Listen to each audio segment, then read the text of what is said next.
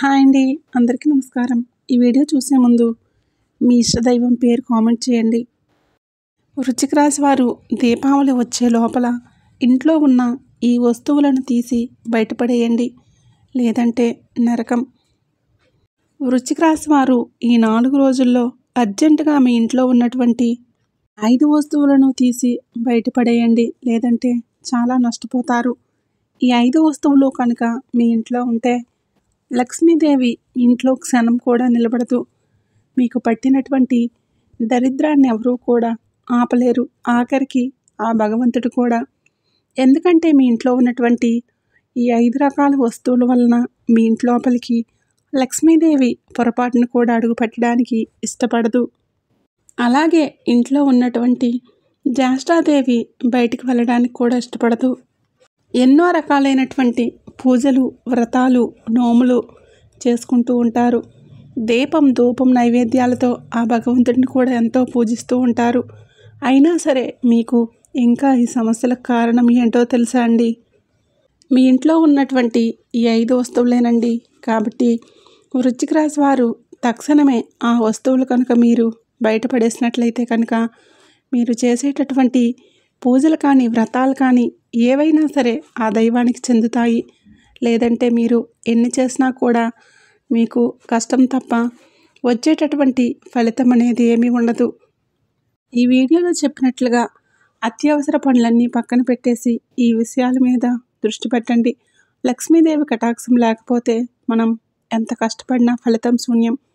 అందుకే లక్ష్మీదేవి మన ఇంట్లో నిత్యం కొలువై ఉండాలంటే మనం కొన్ని నియమాలను తప్పనిసరిగా పాటించాలి. అసలు ఆ 5 వస్తువులు ఏంటి అనేది తెలుసుకోవాలంటే వీడియోని పూర్తిగా చివరి వరకు ఎక్కడా స్కిప్ చేయకుండా వినండి. అప్పుడే మేము మీకు ఏం చెప్తున్నామో పూర్తిగా అర్థమవుతుంది. ఎందుకంటే ఏ ఒక్క వస్తువు మిస్ అయినా మళ్ళీ మీరు ఇబ్బంది పడాల్సినటువంటి పరిస్థితి అనేది వస్తుంది. మనకు తెలియకుండా మనం చేసే చిన్న చిన్న పొరపాట్ల వలన లక్ష్మీదేవి ఇంట్లో అడుగుపెట్టడానికి సంకోచిస్తుంది. మీరు మీ ఇంట్లో ఉన్న ఈ 5 రకాల వస్తువులను వెంటనే బయటపడేస్తే మీ జీవితంలో మీరు ఎదుర్కొంటున్న సమస్యలు తొలగిపోతాయి. మీకు అదృష్టం ఎలా మలుపు తిరుగుతుందో మీరే స్వయంగా చూసి ఆశ్చర్యపోతారండి. ఈ విషయాలను ఏమాత్రం నిర్లక్ష్యం చేయకండి. ఎందుకంటే మీ జీవితాన్ని మార్చే శక్తి వీటికి ఉంది. అలాగే వృశ్చిక రాశి వారు ప్రత్యేకమైన వారిగా గుర్తుంచుకోండి. సాక్షాత్తు ఈ రాశి వారికి అధిపతి కుజుడు. వృశ్చిక రాశి వారిది అన్ని రాశుల కంటే భిన్నమైన రాశి, లోతైనది. వీరిని అర్థం చేసుకోవడం ఒక సవాలు. నీటికి ఉన్న గుణం లోతుగా ఉండటం, భావోద్వేగాలను కలిగి ఉండటం. అందుకే వీరు పైకి అంత కఠినంగా, గంభీరంగా కనిపించిన లోపల సముద్రం అంత భావోద్వేగం ఉంటుంది. అలాగే అలాంటి మనస్తత్వం వీరిది. వీరి మనస్తత్వం సముద్రం లాంటిది. పైకి ప్రశాంతంగా కనిపించిన లోపల ఎన్నో ఆలోచనలు ఉంటాయి. ఓర్పుకు, సహనానికి మారుపేరు. వీరు జీవితంలో మంచి స్థితికి రావడానికి చాలా కష్టపడతారు. వీరికి మంచితనం, పట్టుదల అధికంగా ఉంటాయి. డబ్బు పరంగా చాలా జాగ్రత్తగా ఉంటారు. భవిష్యత్తు కోసం పొదుపు చేయడంలో, పెట్టుబడులు పెట్టడంలో వీరు ముందుంటారు. జీవితంలో వీరు అంకిత భావంతో పనిచేస్తారు. ఏ పని మొదలు పెడితే దాన్ని పూర్తి చేసే వరకు వదిలిపెట్టరు. వీరు ఎవరూ భరించలేని కష్టాలను కూడా చిరునవ్వుతో, ఓర్పు మరియు సహనంతో భరిస్తారు. కానీ వీరి సహనానికి కూడా ఒక హద్దు ఉంటుంది. ఆ హద్దు దాటితే ప్రళయమే సృష్టిస్తారు. ప్రేమ బంధాల విషయంలో ఈ రాశివారు తీవ్రంగా ఉంటారు. ప్రేమించిన వారిని ప్రాణం కంటే ఎక్కువగా ప్రేమిస్తారు. అదే సమయంలో అసూయ, తమవారనే భావన ఎక్కువగా ఉంటాయి. ఇతరుల సలహాలను వినడానికి అంతగా ఇష్టపడరు. తమకు తెలిసిందే సరైనది భావన వీరికి ఎక్కువగా ఉంటుంది. వారి విశ్వాసానికి మించిన సంపద మరొకటి ఉండదు. వీరితో శత్రుత్వం పెట్టుకోవడం అంటే నిప్పుతో చెలగాటం ఆడటం. జీవితంలో ఎదురయ్యే ఎలాంటి సవాళ్ళనైనా ధైర్యంగా ఎదుర్కొంటారు. అలాగే వీరు నాయకత్వ లక్షణాలను కలిగి ఉంటారు. ఒక బంధాన్ని నడిపించడంలో, కష్టమైన పనులు పూర్తి చేయడంలో ముందుంటారు. పూజలు, నోములు, వ్రతాలు అన్నీ బాగానే ఉంటాయి. అయినా సరే వీరికి ఈ మధ్య దరిద్రం అనేది పట్టి పీడిస్తుంది. వీరికి అర్థం కావట్లేదు. కానీ వీరు పట్టించుకోకుండా మీకే అర్థం కాని విషయం అనేది ఒకటి ఉంది. మీ ఇంట్లో చాలా వరకు కూడా మీ ఇంట్లో ఈ 5 రకాల వస్తువులు మీరు చేసేటటువంటి పూజలు కానివ్వండి, పునస్కారాలని కానివ్వండి, నోములు కానివ్వండి, ఎన్ని చేసినా కూడా, ఎన్ని మంచి పనులు చేసినా కూడా ఆ వస్తువులు ఆ మంచిని మీకు అందకుండా లాగిస్తాయి. ఎంతసేపటికి ఆ వస్తువుల రూపంలో చెడు అనేది మీ ఇంటి లోపలికి ప్రవేశిస్తూనే ఉంటుంది. ఏదో ఒక రూపంలో మీరు దాన్ని తోలుతూనే ఉన్నా కూడా చెడు అనేది ఆ వస్తువులు ఏంటంటే తీసుకొచ్చి పెడుతున్నాయి. మీరు అన్నీ చేస్తున్నారు, కానీ మీ ఇంట్లో ఉన్నటువంటి ఆ వస్తువులు మాత్రం పట్టించుకోవడం లేదు. మనం పూజలు చేసుకోవాలి, అన్నీ చేసుకోవాలి, కానీ ఇంటిని ఎంత శుభ్రంగా ఉంచుకుంటున్నామా అన్న విషయం మీరు ఎప్పుడైనా గమనించారా? ఎందుకంటే మీరు శుభ్రంగా ఉంచుకోవచ్చండి, కాదని అంతలాగాని ఇంకా మీ ఇంట్లో ఉన్నటువంటి కొన్ని వస్తువులు ఆ చెడు తాలూకా దృష్టిని ఏంటంటే మీ ఇంటి మీద ఎఫెక్ట్ చూపిస్తున్నాయి. అది మీరు పట్టించుకోవడం లేదు. ఎంతసేపటికి పైన శుభ్రంగా ఉండటం, పూజలని ఇలాంటి వాటిల్లో ఉంటున్నారు, కానీ ఆ వస్తువులు ఏంటంటే నెగిటివిటీని ఆకర్షిస్తున్నాయి. ఎక్కడెక్కడో దరిద్రాన్ని ఆకర్షిస్తున్నాయి. దరిద్ర దేవత ఇంట్లో తిష్ట వేసుకునేలా చేస్తున్నాయి. మరి దరిద్ర దేవత ఉంటే లక్ష్మీదేవి ఎలా ఉంటుంది చెప్పండి? ఇంట్లో దరిద్ర దేవత అలాగే లక్ష్మీదేవి ఇద్దరూ కూడా అక్కా చెల్లెళ్ళే. కానీ జ్యేష్ఠాదేవి ఉన్న చోట లక్ష్మీదేవి ఉండదు, లక్ష్మీదేవి ఉన్న చోట జ్యేష్ఠాదేవి ఉండదు. ఇద్దరికి అసలు క్షణం కూడా పడదు. మరి ఆ జ్యేష్ఠాదేవిని బయటికి పంపించి లక్ష్మీదేవిని మీ ఇంటి లోపలికి అడుగు పెట్టించుకొని తిష్ట వేసుకొని కూర్చోవాలని అంటే ముందు ఈ 5 వస్తువులు తీసేస్తే ఆ రూపంలో ఆ జ్యేష్ఠాదేవి బయటికి వెళ్ళిపోతుంది. డబ్బు సంపాదించిన నిలబడకపోవటం, అప్పులు చేయాల్సిన పరిస్థితి రావటం, భార్యాభర్తల మధ్య గొడవలు, తరచూ ఒకరిని విడిస్తే ఒకరికి అనారోగ్య సమస్యలు, ఇంటికి వాస్తు దోషాలు, వివాహం కాకుండా అంటే ఒక వయసు వచ్చిన వివాహం కాకపోవటం, సంతానం లేకపోవటం, ఎప్పుడూ కూడా ఏదో ఒక మనస్పర్ధలు ఇలాంటివి మీరు చూస్తున్నారన్నమాట. అవి తీసి బయటపడేసిన రోజున వీటన్నింటికీ కూడా మీకు ఆ వస్తువులు ఏంటి అనేవి ఇప్పుడు క్లియర్గా చూసేద్దాం. ఈ వృశ్చిక రాశి వారు ముందుగా తీయాల్సినటువంటి వస్తువుల్లో మొదటిది ఆగిపోయినటువంటి గడియారం. అది మీ ఇంట్లో ఉందేమో ఎప్పుడైనా ఆలోచించారా?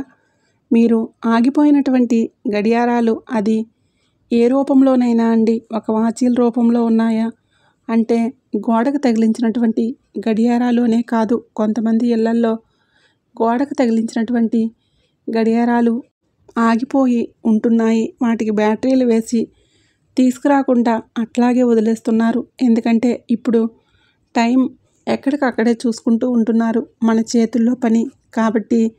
కానీ ఆ గోడకు గడియారాలు అలా వదిలేసి ఉంచుతున్నారు.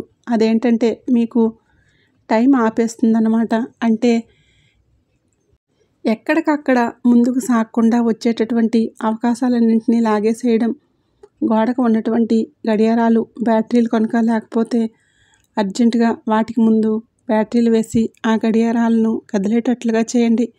అంతేగాని మీకు టైం అనేది ఏ రూపంలో ఆగినా కూడా మీకంతా కూడా చెడునే మిగులుస్తుంది. కాబట్టి టైం అనేది ఎప్పుడూ కూడా ఆడుతూ ఉండాలి, కానీ ఆగిపోకూడదు. ఇది మీరు గుర్తుపెట్టుకోండి. ఇక రెండవ వస్తువు ఏంటంటే మీకు ఇంట్లో ఉన్నటువంటి పగిలినటువంటి ఏదైనా వస్తువులు. అసలు మీరు ఎప్పుడైనా గమనించారా?